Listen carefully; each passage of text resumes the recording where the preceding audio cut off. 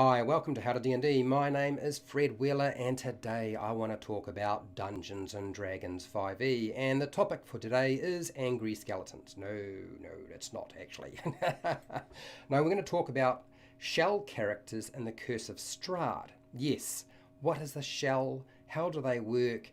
There's actually quite a lot of information available, so that's actually an easy topic to cover, right? Well, there are a few questions that pop up, and like everything with the Curse of Strahd, you have to read between the lines. So I want to make it clear, this is a Dungeon Master guide, not a player guide. So if you're playing in the Curse of Strahd, don't keep watching this video.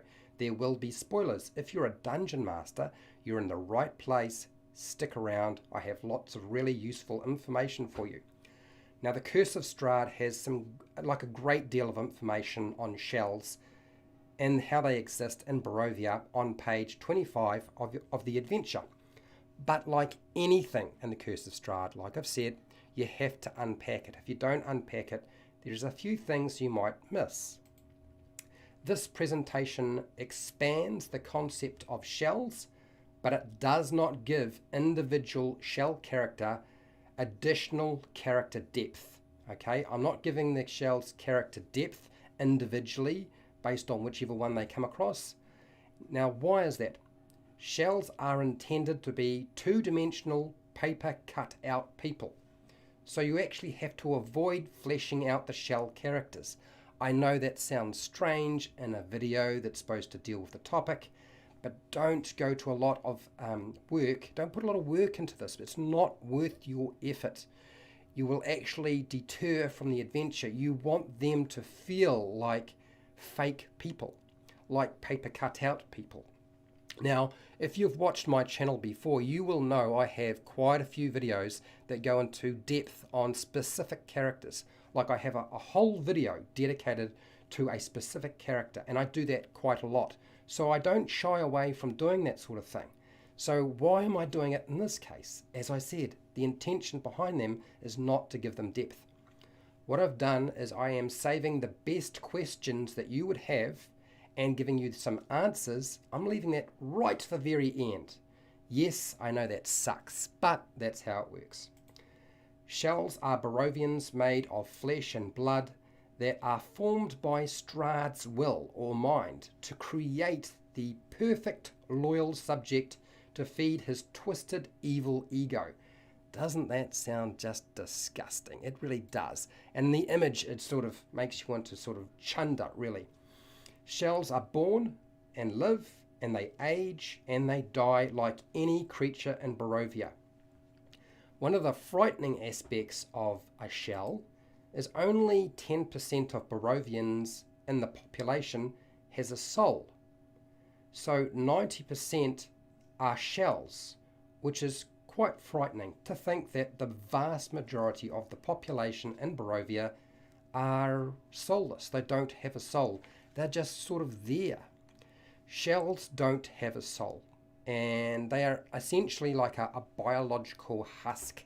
They function, they do stuff, they are pre-programmed, they work a particular way based on their programming. Oh, and who does the programming? Strahd creates empty shells to fill out the local population of Barovia. Why does he do this? So that he has more people he can control and torture, because he's into this sort of thing. Shells aren't charming. They have very primitive personalities and limited emotional responses. Now, that doesn't mean they don't have any emotional responses. They just have limited emotional responses. Shells tend to be depressed, fearful, unhappy, angry. The only feelings that Strahd really understands. He would not pre-program them with feelings that he doesn't want them to have. So the ones that he understands, he has pre-programmed into their very nature. Shells don't have an imagination. They aren't very smart by Strahd's design, so that they can't rebel against him. The last thing you want to do is make yourself a whole lot of underlings that could potentially rise up and take you down. So that's a bad idea. So that's why shells don't have an imagination and are not very smart. They're really just sort of function in the world, just live their lives. Shells are more compliant with Strahd's commands than other Barovians that would have a soul, and also shells wear drab clothing. And why is this? They have a limited colour palette for a very specific reason. One, it goes back to their lack of imagination, but it also helps differentiate the shell from the other non-player characters that actually have a soul. And why would we want to do this? Because we can't and we probably don't want to go and tell the players there are soulless people in this world. Okay? But we want to leave a few tips and clues, and that's one of the tips and clues available in the adventure by actually dressing them slightly differently.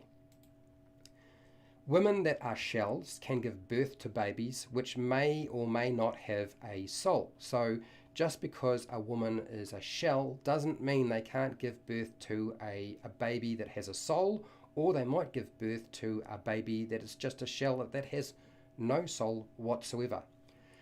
Shells are sort of maudlin folk who don't laugh, they don't really feel happiness or love or cry. And crying is actually an important feeling to pinpoint, because it's again one of those telltale signs. It means that when a baby is born in Barovia and it's a shell, they won't cry. But if it's a baby that does have a soul and is not a shell, they are likely to cry. And that's going to help, again, present a clue for the players to pick up on. They don't express some very basic feelings or complex emotions. Complex emotions are not really something that a shell would indulge in. Okay, the Dungeon Master can choose what characters have souls and which are shells. The adventure does stipulate a couple of individuals that definitely have a soul and aren't shells, but a Dungeon Master is left to their own devices to make that decision. You do not need to do it a particular way. You can make that decision because you are running the adventure. And something like the Curse of Strahd, it is designed to be homebrewed, to be made your own, so do so. Strahd can't get nourishment when he feeds on the blood of a shell, so he has to feed on people who have a soul. Now, because there are so few people with souls, he would not drain them completely. He would sort of just suck them a little bit dry and leave plenty of blood so they can live, produce more blood that he can come back and suck later on. I know that sounds really disgusting and so forth, but I thought I could throw something in there to make you sort of chunder. No, I'm only kidding. There's nothing to do with that. Shell can tell at a glance who is a shell, and they are always human. Shells are always human. Almost everybody in Barovia is human, but there are exceptions. But a shell is never a dwarf or an elf or anything else like that, just to let you know. Shells that leave Barovia, in other words, who get past the mist because the mist falls away because, for example, Strahd is destroyed, if they leave Barovia, that land, they cease to exist. Now, here's where it gets interesting. I'm going to ask a couple of questions. I have 6 questions that I found on the internet that people were asking, and I thought it would be useful to cover them in a bit of detail to give you an idea how to manage those situations, because this is really the meat and potatoes. What I've talked about so far, most of it you can find in the book. And the only thing I've done is I've read between the lines and connected a few dots for you. That's really all I've done with the first part of this presentation. So, question number 1. It begs the question, if Strahd is destroyed, why don't all the shells, the soulless ones, just disappear from the land of Barovia? There's the question, right? And I would recommend to you, just have the shells fade away if Strahd dies, because it's absolutely horrible. Can you imagine if you are a player playing a character and they may have, throughout the course of the adventure, decided that they are going to save the people of Barovia. They're trying to save them, only to find, when they finally defeat Strahd, that 90% of the population no longer exist and they have just been erased. That is true horror in the sense of it. When you think about something like the body snatchers, I think the idea that suddenly whatever you did, which you thought was a really good thing, and suddenly almost everybody is just gone, is just awful. And that's true horror, correct? I think it is. Question number 2. Can Strahd control shells remotely? So if he's sitting in his castle or somewhere else, can he actually control what they do? And I know this is a question that would come up for a lot of people who are trying to figure out how Strahd is sort of omnipresent, how he is able to know so much about the player's characters, and who is actually an ally or a servant of Strahd. And I would suggest to you, with regard to Strahd controlling shells, I would suggest make the shells puppets. Because if Strahd can control shells, it makes it almost like almost everybody in the entire Barovian world is a minion. That means they can't really talk around them, they can't trust them, and that is terrifying. Now, they won't know this straight away, okay? You don't present this information straight off, but it does mean it gives Strahd lots of tools at his disposal. Not only that, does it give him a lot of tools, lots of ways of collecting information. And this actually feeds into question number 3, because it is very much related to Strahd controlling the shells. So question number 3 is, can Strahd see, hear, smell, I don't know, taste, touch everything that a shell experiences? Is his senses tied to them that well? And my suggestion to you is, say yes. Why? Because it allows the shells to spy for Strahd. Again, a frightening problem for the player's characters, but they won't know that straight away. He doesn't have to just rely on ravens and some of his other servants, the Vistini. He doesn't have to rely on them. He doesn't have to rely on the scry spell, because he can see through the eyes of a shell and hear what they hear. And that gives him the kind of power that is terrifying. And Strahd is the kind of character that the players should have a fairly significant relationship with. In other words, they should be encountering Strahd and his presence and the way he controls the world quite a lot. Okay, let's go into question 4. And this is probably one of those questions where you need to sort of make up your mind where you want to go. Okay, so I'm going to give you some options here. Who knows there are shells in Barovia other than Strahd? We don't want to make it common knowledge. We don't want everybody to know that there are actually people in Barovia that don't have a soul, that there are things called shells. So who would know other than Strahd? And I would suggest to you possibly a midwife or the midwives. Now, why would that be? Because when they are delivering a baby, there's a difference in terms of how those babies respond emotionally, and the fact that some babies just don't cry and yet other babies do.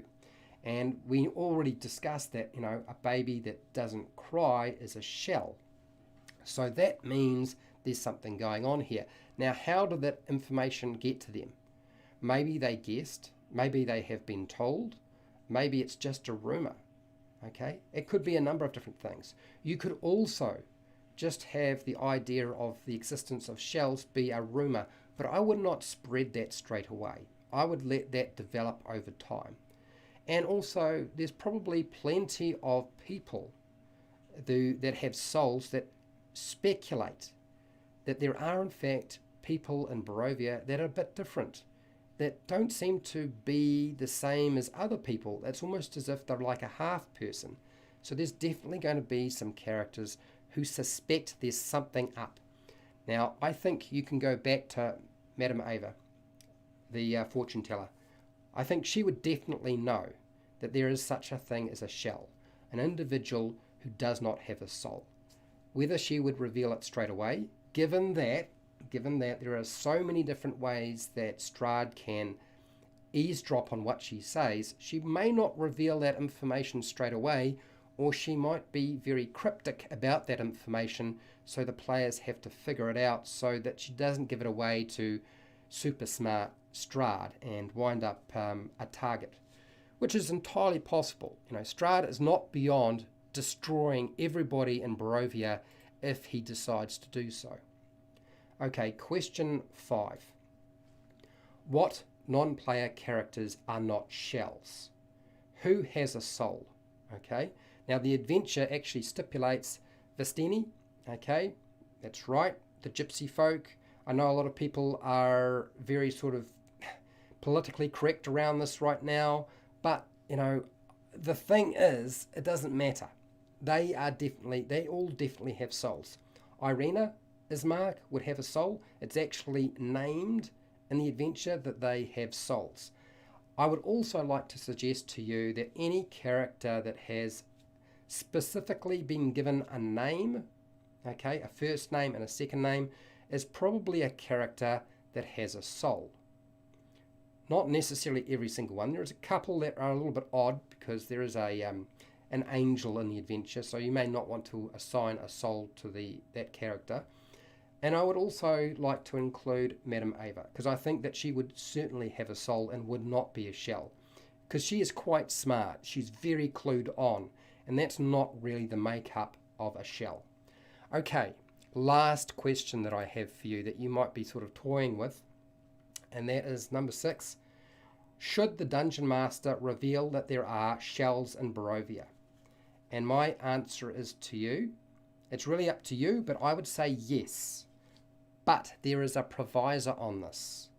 I would allow the player's characters to discover later on in the campaign that there are individuals that do not have souls. Don't do it straight away. Don't give away the secrets that you have at your disposal, because a lot of things can go down that will make sense to them when they finally realize, oh, so that means when I was talking with those people, they were probably communicating all that information to Strahd, or they may not even know that Strahd can see through their eyes and hear what they say or control them.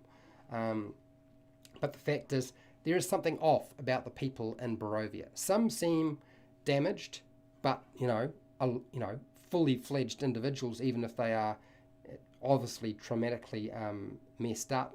And then there are other characters that just seem to be almost like wallpaper. They don't quite feel like they're real, and that throws another curveball at your players. So save that very much for the end of your campaign, with the idea of dropping a few clues and tips along the way. And there, as I said, individuals who could potentially reveal this information to the players, Madame Ava, midwives, or just the idea of rumours or speculation from some of the other characters who do have souls could be a way of finding out that information. Okay, I hope that you found all of this content useful and that I answered the questions you wanted answered. If I asked questions and answered them, great. Now I actually have a series of videos on the Curse of Strahd. You're welcome to go and check those out. There's plenty of good stuff there. I have hundreds of videos for players and Dungeon Masters covering like every aspect of Dungeons & Dragons and Dungeons & Dragons 5e. You're bound to find something useful. If you want to support the channel so I keep doing video content like this, you can do that through Patreon, the Amazon affiliate links down in the description, the merchandise shelf underneath my videos if you want some merch, or just watch my videos. If that's all you can do, that's fine too, because it works for me. Keep watching my videos. Make sure to share, like, and subscribe. Hit the bell button to be notified when I go live and when I publish new videos. And hey, till next time, keep rolling those 20s.